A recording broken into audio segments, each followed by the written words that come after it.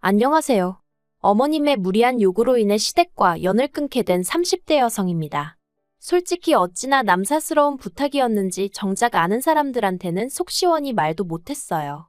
그런데 그냥 저만 알고 있자니 황당하기도 하고 어이없기도 하고 속도 상하고 그래서 에라 모르겠단 심정으로 하소연이나 할까 하고 여기를 다 찾아왔습니다. 정말 제 이야기지만 어디 막장 드라마 소재로 써도 될 것 같다니까요. 남편하고는 지인의 소개로 만났습니다. 남편이 약속 시간보다 10분 늦게 나왔는데 얼마나 열심히 뛰어왔는지 자리에 앉아서도 한참이나 헉헉거리던 게 지금도 기억에 생생해요. 그래서 제가 좀 일찍 나오시지 그러셨냐고 핀잔을 주었더니 폐지 줍는 할머니를 도와드리다가 늦었다고 하더라고요. 그땐 좀 그러면 진작에 말을 하던가 하는 생각과 동시에 민망했고 한편으로는 심성이 고운 게 마음에 들더라고요. 한편 남편은 제가 기분 상한 티를 내는 게 마음에 들더래요. 자기는 눈치가 없는 편이라 감정을 숨기는 사람은 상대하기가 어렵다면서 말이죠. 아무튼 그렇게 저희는 얼마 안 가 바로 연애를 시작했고 3년 후엔 시까지 올렸습니다. 사실 결혼하잔 이야기는 사귄 지 2년 차가 되던 해부터 계속해서 나왔는데 아버님이 재혼을 하시면서 저희 결혼이 좀 뒤로 밀렸어요. 그리고 말이 나왔기도 하고 어쨌든 새어머님과 제가 갈등을 겪게 된 사연을 이야기하려면 아버님의 재혼에 대해서도 말하지 않을 수가 없네요. 남편에게는 두 분의 어머님이 계신데 한 분은 얼마 전 돌아가신 어머님이시고 새어머님은 아버님과 재혼하신 지 얼마 안 되신 분이세요. 그리고 일단 낳아주신 어머님에 대하여 조금만 이야기를 하자면 낳아주신 어머님께선 남편이 대학교를 졸업할 때 불의의 사고로 돌아가셨습니다. 퇴근하는 아들, 그러니까 저희 남편이 오징어 볶음을 좋아하니까 그걸 해주시려고 낮에 시장에 다녀오시다가 졸음운전을 하던 덤프트럭에 치이셨대요. 그리고 사고가 워낙 심각했던지라 치료 한번 제대로 받아보지도 못하시고 그대로 세상을 떠나셨다고요. 반면에 새어머님은 아버님과 취미생활을 하다 만나셨다 들었습니다. 저희 아버님은 젊은 시절부터 춤을 그렇게 좋아하셨는데 하루는 아버님이 다니시던 댄스 학원에 지금의 새어머님이 회원으로 오셨다대요. 아버님이 말씀하시길 사람한테서 그렇게 빛이 나는 건 처음 봤다 하시는데 저는 뵌 적은 없었지만 그래도 괜히 돌아가신 어머님이 생각나기도 하고 왠지 마음이 씁쓸하더라니까요. 아무튼 아버님은 새어머님께 첫눈에 반하셨답니다. 그래서 정말 열심히 쫓아다니셨고 결국 어머님의 마음을 얻는 데 성공하셨다나요. 그러다 아버님이 남편에게 당신의 교제 사실을 밝힌 건 솔직히 말하자면 어쩔 수 없는 계기가 있었기 때문이었어요. 남편이 아버님 통장 정리를 하다가 3천만 원이란 큰돈이 비는 걸 알게 되었고 그 돈이 어디로 갔는지 혹시 무슨 사기라도 당한 건지 아버님께 말씀 좀 해보라며 어르고 달래다가 그 돈이 지금의 새어머님한테 흘러간 걸 알게 되었고 당시에 놀랐던 남편은 아버님이 꽃뱀에게 당한 줄 알고 경찰에 신고해야겠다 뭐 난리를 쳤던 모양이에요. 그러자 아버님이 꽃뱀이 아니고 여자친구라고 말씀하셨다는데 아무튼 그래서 남편이 정말 충격이 이만저만이 아니었답니다. 그렇게 빨리 어머님을 잊으실 거라곤 상상도 못했다면서 게다가 그 짠돌이 아버님이 여자한테 3천만 원씩 퍼줬다는 사실이 믿기지가 않았다나요. 그리고 저도 얼마 지나지 않아 새어머님을 뵙게 되었는데 그건 바로 제가 아버님께 정식으로 인사를 드리러 갔던 날이었습니다. 사귄 지 2년 만에 남편에게 프로포즈를 받고 이후로 본격적으로 결혼 이야기를 주고받게 되면서 당연히 아버님도 찾아뵙게 되었죠. 참고로 예전에도 식사는 두세 번 같이 한 적이 있었지만 그땐 어디까지나 여자친구였지 한 가족이 될지 안 될지는 모르는 상황이었어요. 그러니 딱히 특별한 대화를 나눈 것도 없었네요. 한편 약속 당일 자리에 나오신 아버님은 혼자가 아니셨습니다. 꽤나 젊어 보이는 여자분이 아버님 팔에 팔짱을 꼭 끼고 있었거든요. 이미 남편에게 들어 아버님께 교제 중인 여자분이 계시다는 건 알고 있었지만 제 예상보다 훨씬 젊은 여자분을 보고 좀 당황했던 게 사실이에요. 그리고 이건 저뿐만이 아니었습니다. 남편도 무척 놀란 눈치였거든요. 하지만 아버님만큼은 뭐가 그리 좋으신지 혼자서 싱글벙글. 아무튼 그렇게 네 사람이 마주 앉았고 이런저런 대화가 오가기 시작했습니다. 그런데 문제는 호칭이었어요. 아직 두 분이 결혼을 하신 게 아니니 어머님이란 호칭은 가당치도 않았고, 그렇다고 여사님이라고 부르자니 너무 젊고, 그렇다고 언니라고 할 수도 없고, 그리고 제가 이런 고민을 할 정도였으면 저희 남편은 어땠겠어요. 남편을 힐끗 쳐다봤는데 아니나 다를까 남편도 난처한 기색이 역력했습니다. 그래서 저희는 가능한 그분을 부르지 않고 조심스레 대화를 이어갔는데 그게 아무래도 아버님 눈에 무척이나 거슬렸던 모양이에요. 아버님이 굉장히 못마땅하신 표정으로 당신하고 진지하게 만나는 사람인 만큼 예를 갖추라고 호통을 치셨으니까요. 그런데 문득 그런 아버님을 보고 있자니 저도 짜증이 확 나는 거예요. 뭐랄까. 어쨌든 이 모임의 목적은 저를 소개하고 저희 둘의 결혼에 대해서 이야기를 나누는 것이었는데 아버님이 여자분과 같이 나오시면서 저나 저희 결혼에 대해서는 제대로 한마디 얘기도 못하고 그냥 상황 자체가 황당하더라고요. 하지만 그게 다가 아니었습니다. 그날 분위기가 어쨌건 간에 아버님이 결혼하지 말라 소리는 안 하셨기에 저희는 결혼을 허락받았다고 생각했고 그래서 천천히 하나씩 결혼 준비를 해나가기 시작했는데 며칠 후 난데없이 아버님께서 저희 둘을 집으로 오라셨습니다.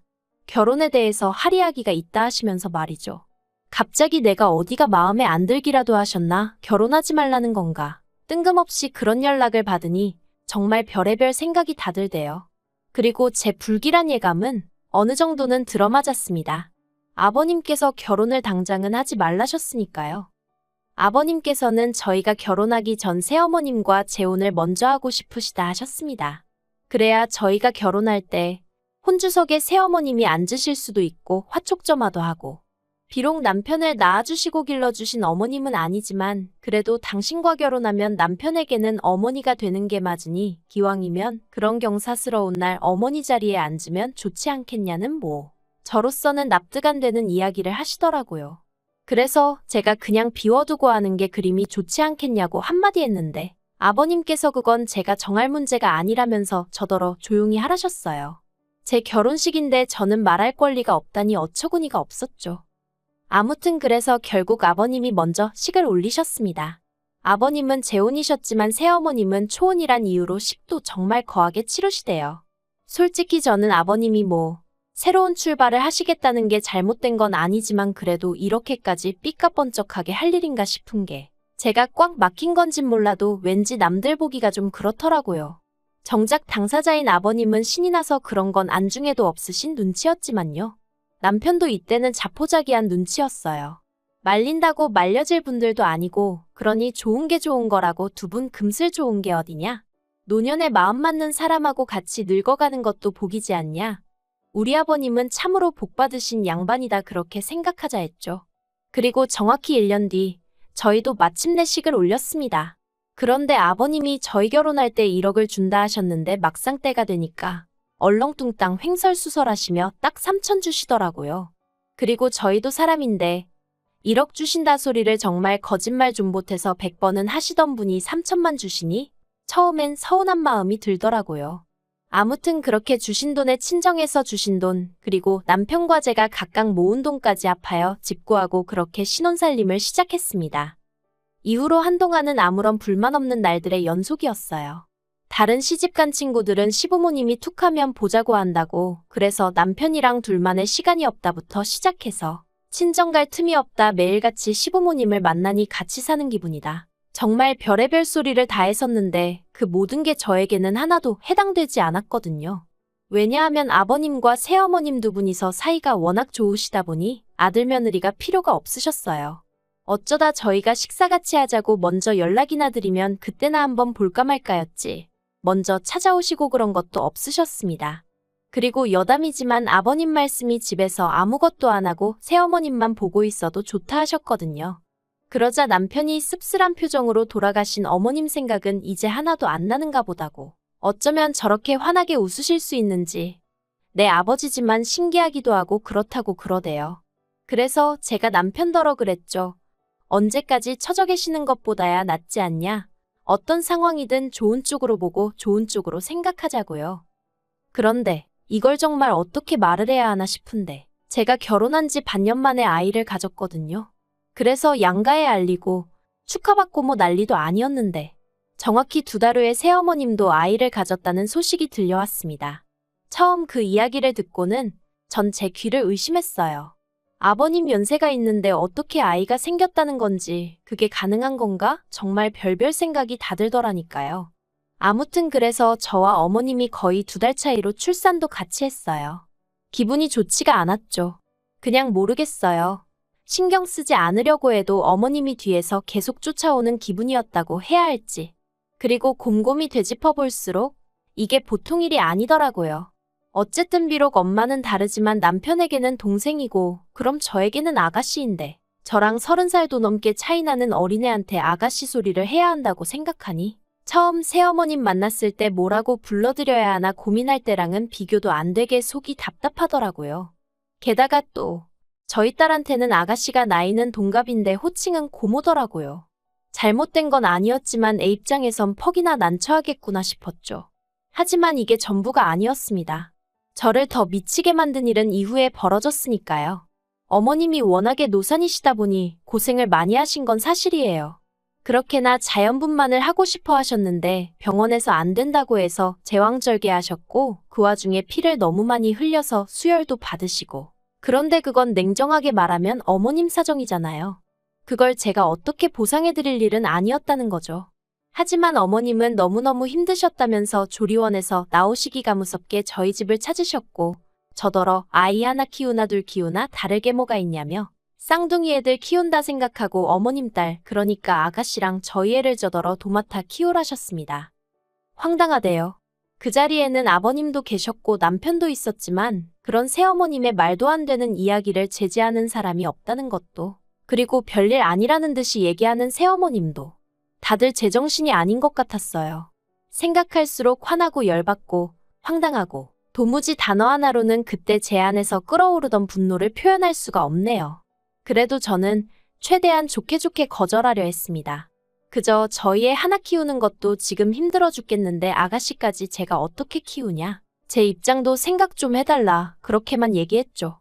그랬더니 아버님이 며느리도 자식인데 효도해야 할 거 아니냐입니다. 그러면서 네 시어머니 고생하는 거 안 보이냐고, 고생을 해도 젊은 네가 해야지 시어머니더러 하게 하는 게 맞냐고 화를 내시는데, 아니 그 고생 저 때문에 하시는 거 아니잖아요? 막말로 저희 애를 대신 낳아주신 것도 아니고. 그래서 아버님더러 두 분이 좋아서 낳으셔놓고 왜 저한테 이러시냐, 억지 좀 쓰지 마시라 했죠. 그리고 결국 어떤 결론도 나지 않은 채로 저와 남편은 집으로 돌아왔습니다. 그리고 저는 이 정도로 싫다는 의사를 밝혔으니 아버님이든 새어머님이든 더는 이 일로 저를 힘들게 하지 않으실 줄 알았고요. 그런데 정말 답이 안 나온다는 게 이런 걸 말하는 거였을까요? 모처럼 날씨가 좋았던 주말이었습니다. 남편하고 같이 밀린 집안일도 하고 애도 보고 그러고 있었는데 시부모님이 연락도 없이 아가씨를 데리고 왔더라고요. 그리고는 단판을 지으러 왔다며 정말 아가씨 안 키워줄 거냐입니다. 어찌나 태도가 당당하던지 저는 무슨 빚쟁이가 돈 받으러 온 줄 알았다니까요. 제가 몇 번이나 말씀드렸다, 못 봐드린다 했습니다. 그랬더니 아버님이 그러면 당신 죽을 때 재산은 전부 다 아가씨한테 줄 거고 저희 남편에게는 땡전 한 푼 안 줄 거라며 그래도 상관없냐는 거예요. 정말이지 아버님한테 이런 표현은 쓰고 싶지 않았지만 치사하고 더럽고, 그런데 그때 남편이 이미 재혼하시고 결혼자금 줄여서 주실 때 어느 정도는 눈치챘다며 안 주셔도 된다고 딱 자르더라고요. 저희들 능력으로도 얼마든지 먹고 살만하다면서 이렇게 돈 몇 푼으로 자식들 굴복시키려고 하시는 거, 이거 보기 안 좋다며 이런 이야기라면 앞으로 꺼내지 마시라고 정말 딱 잘라버리더라니까요. 그러자 아버님도 더는 꺼내 보일 패가 없으셨는지 그때부턴 그냥 욕만 계속하셨어요. 부모고 동생이고 안중에도 없냐면서. 그런데 제가 보기엔 오히려 아버님이야말로 여자한테 홀려서 자식이고 뭐고 안중에도 없으신 분 같았는데 말이죠. 아무튼 그렇게 아버님과 남편이 큰 소리를 내며 싸우지, 새어머님은 아버님 뒤에 숨어서 괜히 서럽내서 오나네 소리나 하고 있지, 애들은 울지, 정말 정신이 나가는 줄 알았습니다. 그리고 결국 남편이 앞으로도 이런 모습을 보여주실 거면 그냥 연락하지 말고 살자고 하더라고요. 자기가 기억하는 아버지는 이런 사람이 아니었다면서. 그리고 이후로는 정말 어떠한 연락도 오고 가질 않고 있어요. 그리고 저는 솔직히 이 상황 자체가 마음이 편하지만은 않아요. 제가 조금만 마음을 넓게 썼더라면 그래도 부자지간이 연을 끊는 일은 없지 않았을까 하는 생각도 들고. 하지만 그래도 여전히 아가씨를 키운다는 건 엄두가 나지 않네요. 그리고 누가 그러더라고요. 일단 제가 키우기 시작하면 결국 저희 딸이 어떤 식으로든 치이게 될 거고 나중엔 막말로 아가씨 몸종되는 거라고. 그리고 그 이야기를 들으니 아닌 게 아니라 소름이 쫙 끼쳤어요. 어머님 아버님 등살에 모르긴 몰라도 당장 저부터도 저희 딸한테 이해하라 참아라 양보해라 하면서 아가씨부터 챙기게 되진 않았을까 싶거든요. 아무튼 마음이 불편하긴 하지만 그래도 옳은 결정이었다고 생각하려고요. 부자지간이야 시간이 흐르면 해결될 수도 있고 안 될 수도 있고. 하지만 어쨌든 저에게 필요한 건 제 남편이고 제 딸을 지켜줄 아빠지 아버님 비위에 거슬릴까 절절매는 아버님 아들은 아니니까요. 그런 면에서 남편에게 고마울 뿐입니다.